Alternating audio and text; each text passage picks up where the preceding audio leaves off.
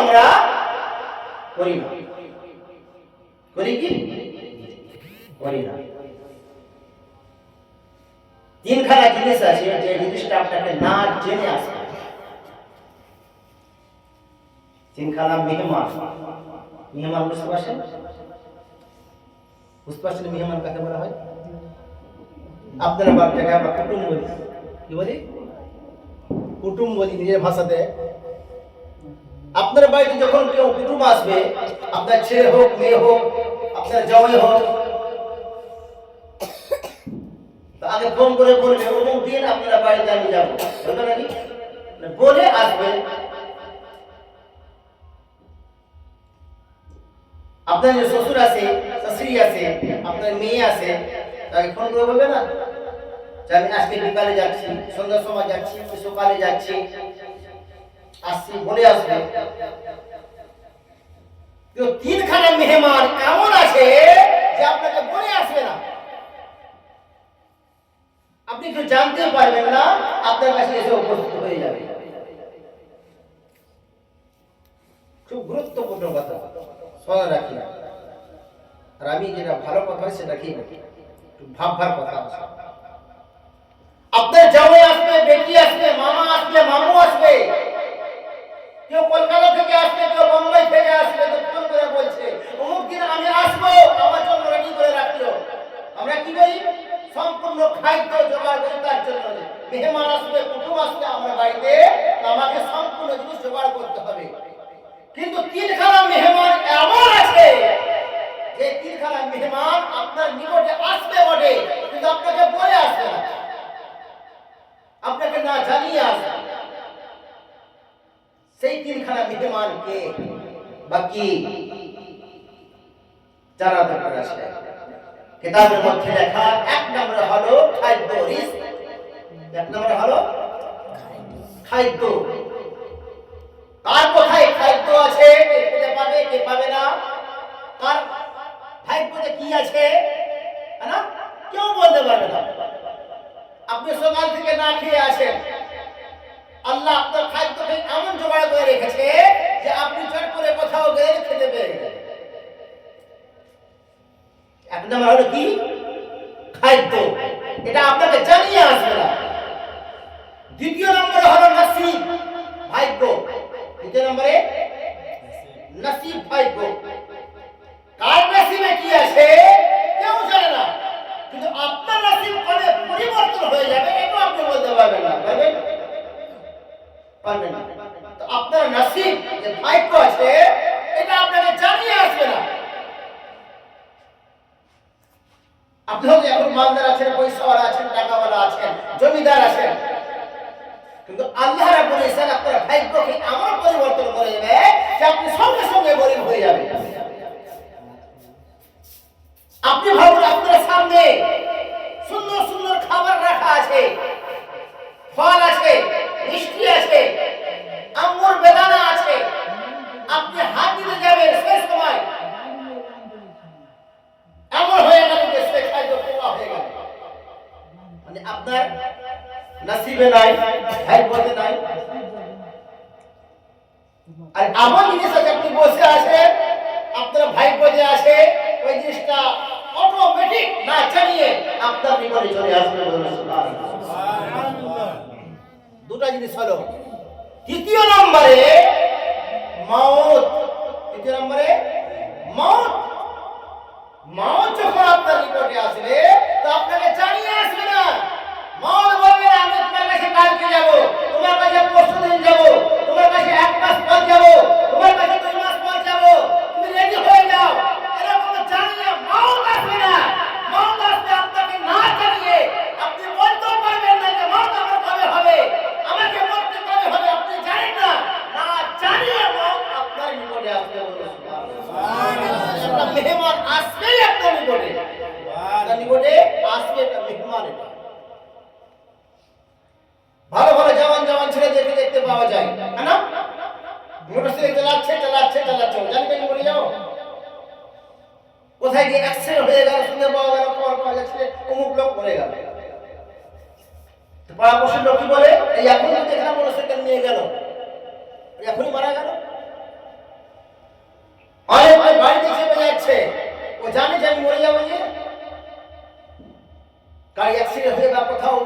কি হলো, সবাই মারা গেল। মওত এমন একখানা মেহমান, সকলের নিকটে আসবে কিন্তু জানিয়ে আসবে না, ও না জানিয়ে আসবে।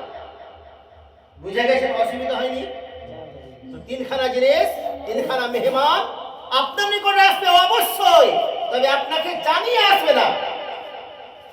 এক নম্বরে রিস্ক, খাদ্য, দ্বিতীয় নম্বরে নসিব, তৃতীয় নম্বরে হলো মওত। বলুন সুবহানাল্লাহ। তার জন্য কিতাবের মধ্যে লেখা যতদিন বেঁচে আছেন সব সময়ের জন্য যেমন শ্বাস আপনার চলছে, প্রত্যেক শ্বাসে আপনাকে আল্লাহ রাব্বুল ইজ্জতকে দেখে ভয় পেতে হবে। বলুন সুবহানাল্লাহ।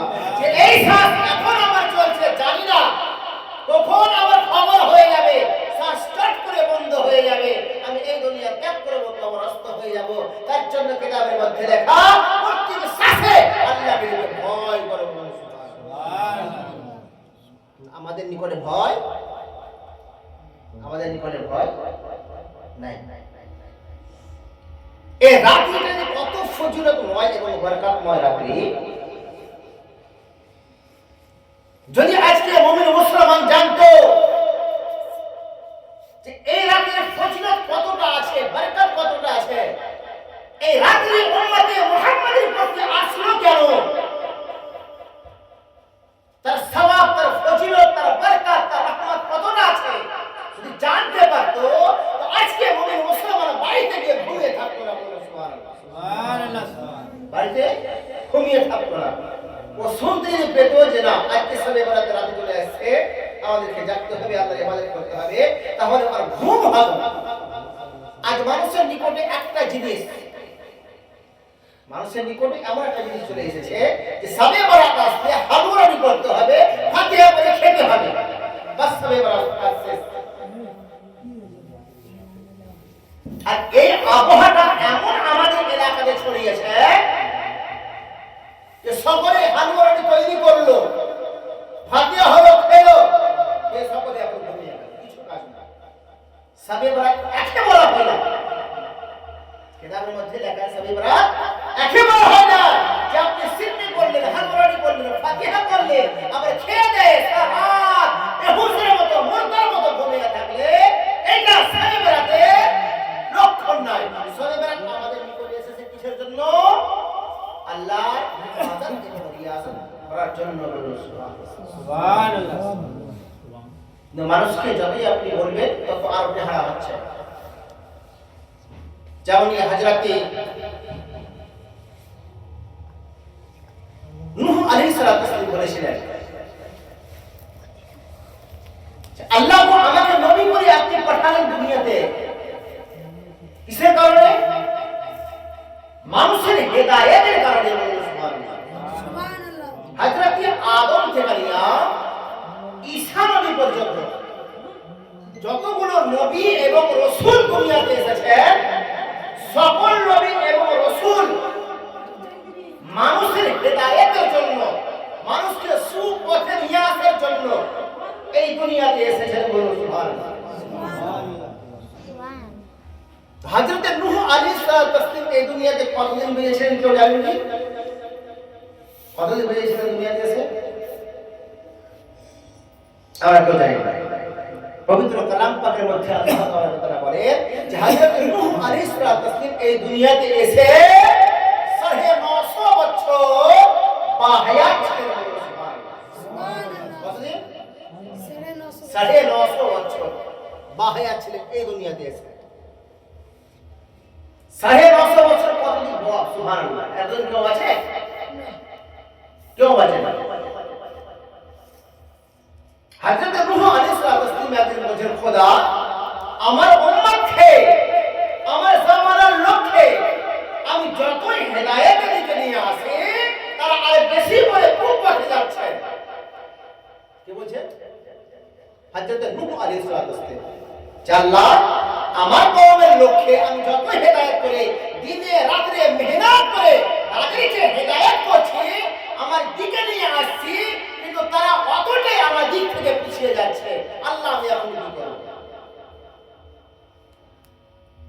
সেই সময় আল্লাহ বলেছিলেন, হে নূহ আলাইহিস সালাম, শুনো, যখন তোমার হেদায়েত পালন করে না, যখন তোমার কথা মানে না তোমার কওমের লোকরা, তাহলে তাদের প্রতি একটা মুসিবত বিপদ আসবে। বলো সুবহানাল্লাহ। সুবহানাল্লাহ। একদিন হযরত নূহ আলাইহিস সালাম বলেন, খোদা আমি দিনে এবং রাতে 950 বছর বেঁচে হেদায়েত করে আমার পথে মাত্র 72 জনকে নিয়ে আসতে পারলাম। কতজন? 72 জন। কে বলছেন? হযরত নূহ আলাইহিস সালাম যে 950 বছর এই দুনিয়াতে জীবিত থেকে দিনে এবং রাতে মানুষকে হেদায়েত করে আমি নিজের পথে মাত্র 72 জনকে নিয়ে আসতে পারলাম। 72 জন ছাড়া আর একটা বিষয় হয় না। এখন আমি কি করব? তখন হযরত নূহ আলাইহিস সালামকে আল্লাহ পাঠালেন যে যতটা তোমাকে মাননেওয়ালা আছে একটা নৌকা তৈরি করো, কাস্তি তৈরি করো, আর ওই কাস্তির উপরে তাদেরকে উঠিয়ে নাও, আর যারা তোমার হেদায়েত পালন করলো না, মানলো না, তাদেরকে ছেড়ে দাও। হযরত নূহ আলাইহিস সালাম সেই করলো, যতটা মাননেওয়ালা ছিল তাদেরকে কাস্তিতে চালিয়ে দিল, যারা মাননেওয়ালা ছিল না তাদেরকে ছেড়ে দিল। আল্লাহ এমন আঁধি তুফান বর্ষাত দিল যে সকলে ঘর ধ্বংস হয়ে গেল, মাত্র 72 জন। আর হযরত নূহ আলাইহিস সালাম দুনিয়াতে ছিলেন। বলো সুবহানাল্লাহ। জোরসে বলো সুবহানাল্লাহ।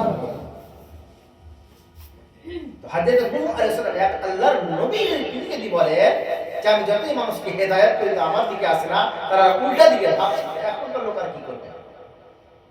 না হলে প্রত্যেক জুমাতে যতটা ভাষণ হয় জলসা প্রয়োজন পড়বে না, পড়বে?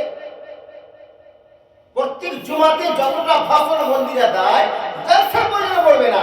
মানুষ যদি চায় যে আমি হেদায়েত নেব, তাহলে ইমাম সাহেবের ভাষণ শুনে প্রত্যেক জুমাতে সে একখানা ইনসান হয়ে যাবে, মানুষ হয়ে যাবে। বলো সুবহানাল্লাহ। কিন্তু সে শুনবে না, শুনে আমল করবে না, বলবে একটা তো করবে একটা। এরা আমাদের লক্ষ্য। তবে এই কিতাবের মধ্যে লেখা নবী মুস্তাফা সাল্লাল্লাহু তাআলা আলাইহি ওয়াসাল্লামের গোলাম হয়ে আমরা যখন এসেছি, আমাদের বাঁচাও আছে। বলুন সুবহানাল্লাহ। সুবহানাল্লাহ। আমাদের বাঁচাও আছে, কারণ অনেক নবী নিজের কওমের জন্য বদদুয়া করেছেন, কিন্তু নবী মুস্তাফা কারোর জন্য কোনোদিন বদদুয়া করেন নাই। বলুন সুবহানাল্লাহ। নবীর প্রতি এত অত্যাচার জুলুম হয়েছে, নবী মুস্তাফার খানদান দাঁত মোবারককে শহীদ করা হয়েছে, তায়েফের মাঠে নবী মুস্তাফাকে কষ্ট দিয়ে ঢিলা মেরে পাথর মেরে রক্ততে রক্তিত করে দিয়েছেন। হযরত জিবরাইল এসে বলেছেন নবী কি দেখছেন? বদদুয়া করে। হযরত ফাতিমা জাহরা বলেছেন নবী কি দেখছেন? বদদুয়া করে। নবী আমার বলেছেন না, আমাদের বদদুয়া হবে না, আমাদের